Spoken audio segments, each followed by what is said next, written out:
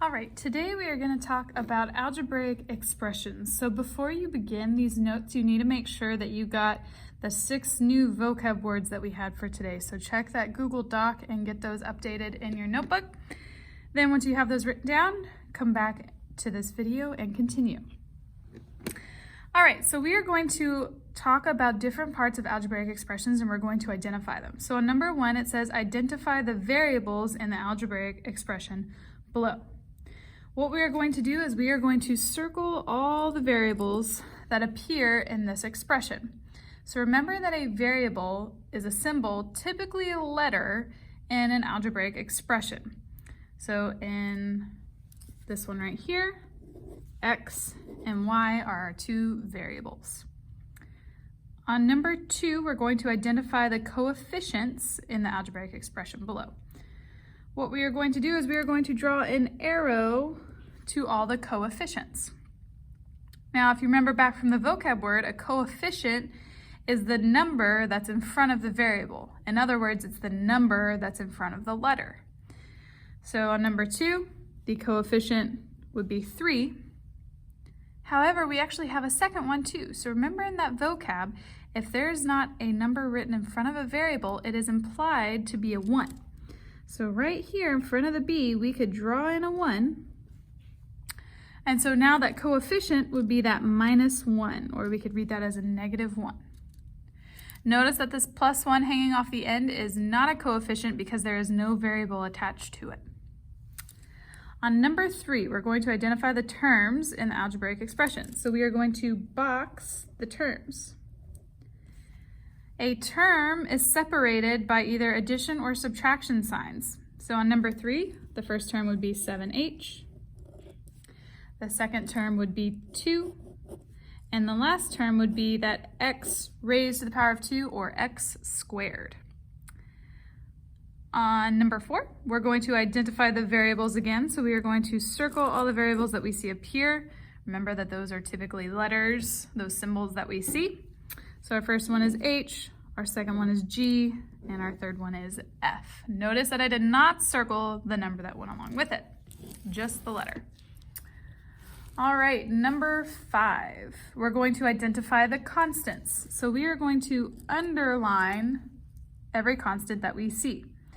Remember that a constant is a number that does not have a variable. So in other words, it's just alone by itself. So in number 5, 4 is a constant. There's no variable with it. And then our other variable is this +9. It also does not have a variable attached to it. Number 6, we're going to identify the coefficients again. So we are going to draw an arrow to all the coefficients. A coefficient is the number in front of the variable. So our first coefficient is this +4. And then don't forget, if a variable does not have a number, it is a 1. So our second coefficient is this -1, that -1 that's in front of the x. On number 7, the very last thing we're going to do is we are going to label every single part of this algebraic expression using these new vocab words. So the first thing we're going to do is box the terms. So we are going to first box the terms. So remember that a term is separated by the addition and subtraction sign. So our first term is 5f. That second term is 2g. Third term is h. And then that last term is the 1. So we had 4 terms in this particular algebraic expression. After that, we are then going to circle the variables. So we are going to circle the variables. Remember that a variable is a symbol, typically a letter, that we see in place of some number, an unknown number. So our first variable would be f, second variable is g, third variable is h. Next, we are going to underline these constants. So we are going to underline the constants. Remember that a constant does not have a variable with it. So in this case, the only constant that we have is the -1. Notice I am also underlining the minus sign. Whatever sign is to the left of the different terms tells us whether it's a positive or negative, whether we're adding or subtracting. So in this case, it's that -1. And then the last thing that we have not yet identified are the coefficients. So I am going to draw an arrow to my coefficients. Going to draw an arrow. So remember, a coefficient is the number that's in front of the variable.